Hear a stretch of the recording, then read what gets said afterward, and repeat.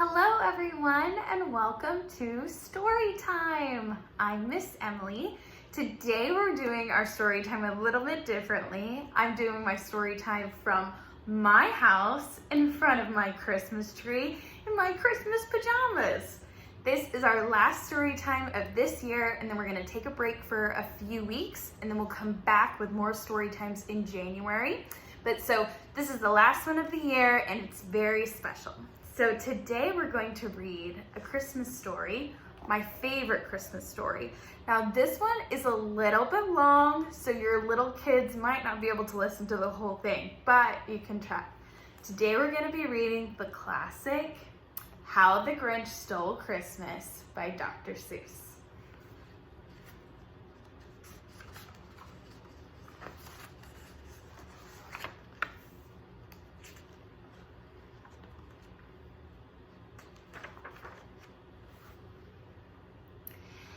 Every Who down in Whoville liked Christmas a lot.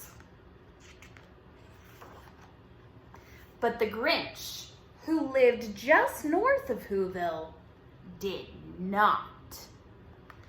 The Grinch hated Christmas, the whole Christmas season. Now, please don't ask why. No one quite knows the reason. It could be his head wasn't screwed on just right. It could be, perhaps, that his shoes were too tight.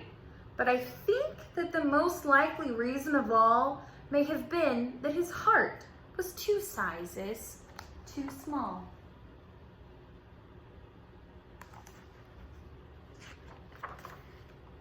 But whatever the reason, his heart or his shoes, he stood there on Christmas Eve hating the Whos. Staring down from his cave with a sour, grinchy frown at the warm, lighted windows below in their town, for he knew every Who down in Whoville beneath was busy now hanging a mistletoe wreath. And they're hanging their stockings, he snarled with a sneer. Tomorrow is Christmas, it's practically here. Then he growled with his Grinch fingers nervously drumming. I must find some way to stop Christmas from coming. For tomorrow, he knew, all the Who girls and boys would wake bright and early. They'd rush for their toys. And then, oh, the noise. Oh, the noise, noise, noise, noise. That's one thing he hated, the noise, noise, noise, noise.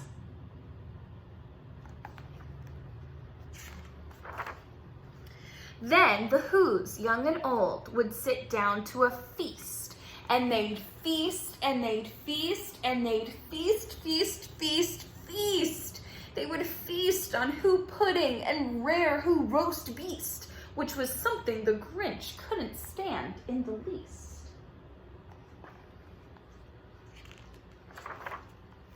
And then they'd do something he liked least of all. For every Who down in Whoville, the tall and the small, would stand close together with Christmas bells ringing. They'd stand hand in hand, and the Whos would start singing. They'd sing, and they'd sing, and they'd sing, sing, sing, sing, sing. And the more the Grinch thought of this whole Who Christmas sing, the more the Grinch thought, I must stop this whole thing. Why, for 53 years I've put up with it now, I must stop this Christmas from coming. But how? Then he got an idea. An awful idea. The Grinch got a wonderful, awful idea.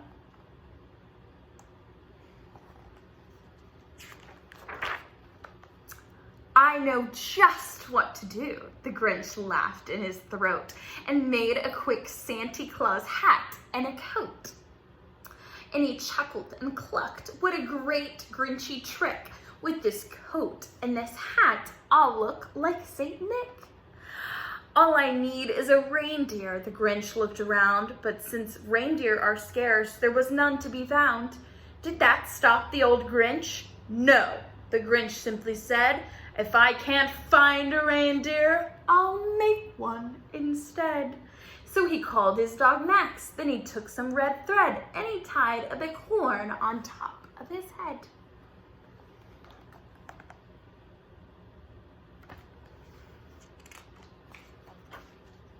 Then he loaded some bags and some old empty sacks on a ramshackle sleigh and he hitched up old Max. Then the Grinch said, "Get up!" and the sleigh started down toward the home where the Who's lay a snooze in their town. All their windows were dark, quite snow-filled with air. All the Who's were all dreaming sweet dreams without care when he came to the first little house on the square. "This is stop number 1, the old Grinchy Claus hissed, and he climbed to the roof, empty bags in his fist.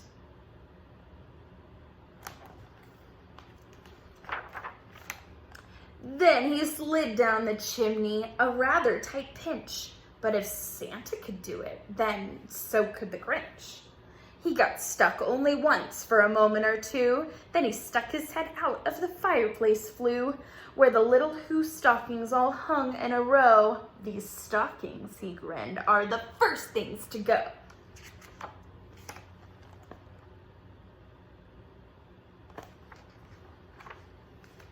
Then he slithered and slunk with a smile most unpleasant around the whole room, and he took every present. Pop guns and bicycles, roller skates, drums, checkerboards, tricycles, popcorn and plums, and he stuffed them in bags. Then the Grinch very nimbly stuffed all the bags one by one up the chimney.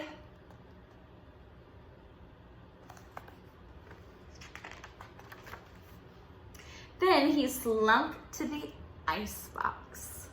He took the Who's feast, he took the Who pudding, he took the roast beast. He cleaned out that icebox as quick as a flash. Why, that Grinch even took their last can of Who hash.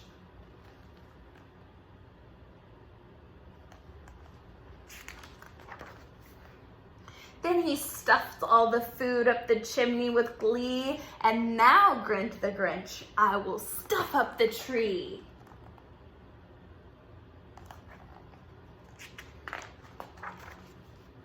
And the Grinch grabbed the tree and he started to shove when he heard a small sound like the coo of a dove.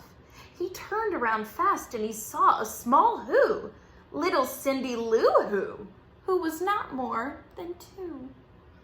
The Grinch had been caught by this tiny Who daughter who got out of bed for a cup of cold water. She stared at the old Grinch and said, "Santa Claus, why? Why are you taking our Christmas tree? Why?"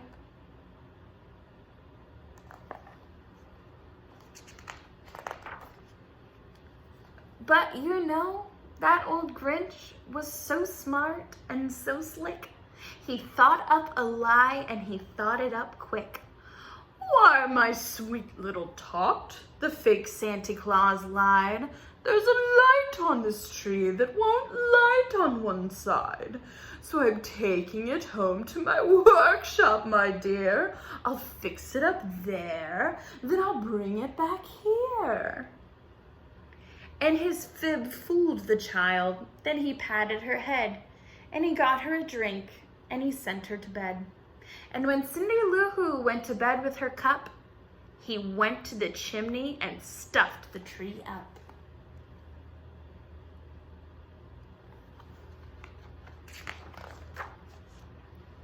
Then the last thing he took was the log for their fire. Then he went up the chimney himself, the old liar. On their walls he left nothing but hooks and some wire. And the one speck of food that he left in the house was a crumb that was even too small for a mouse.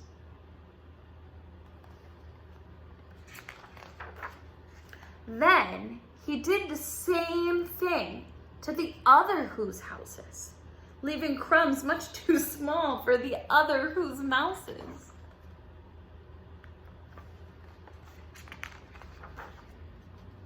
It was dawn, all the who's still abed, all the who's still a snooze when he packed up his sled. Packed it up with the presents, the ribbons, the wrappings, the tags and the tinsel, the trimmings, the trappings.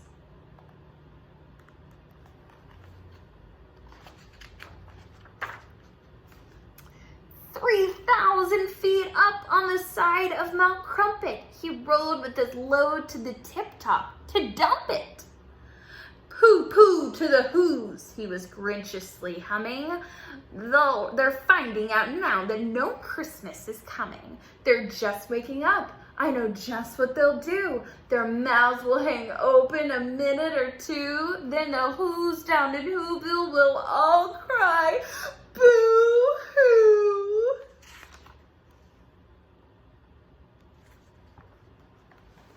"That's a noise," grinned the Grinch, "that I simply must hear."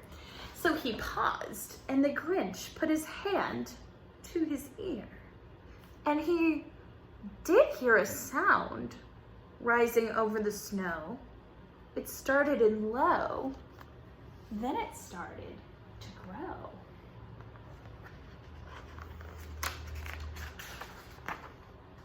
But the sound wasn't sad. Why, this sound sounded merry. It couldn't be so, but it was merry. Very. He stared down at Whoville. The Grinch popped his eyes, then he shook. What he saw was a shocking surprise.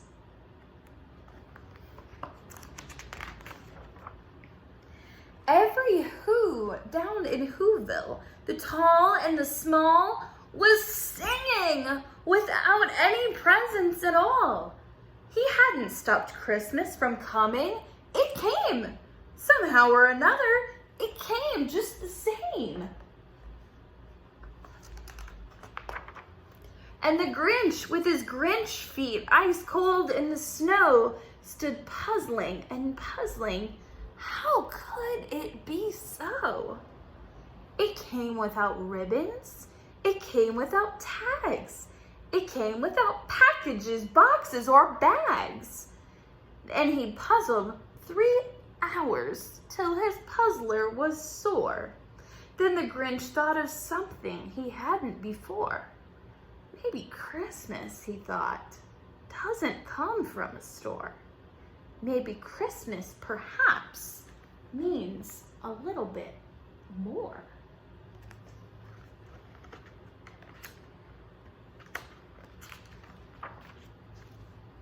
And what happened then? Well, in Whoville, they say that the Grinch's small heart grew 3 sizes that day. And the minute his heart didn't feel quite so tight, he whizzed with his load through the bright morning light, and he brought back the toys and the food for the feast.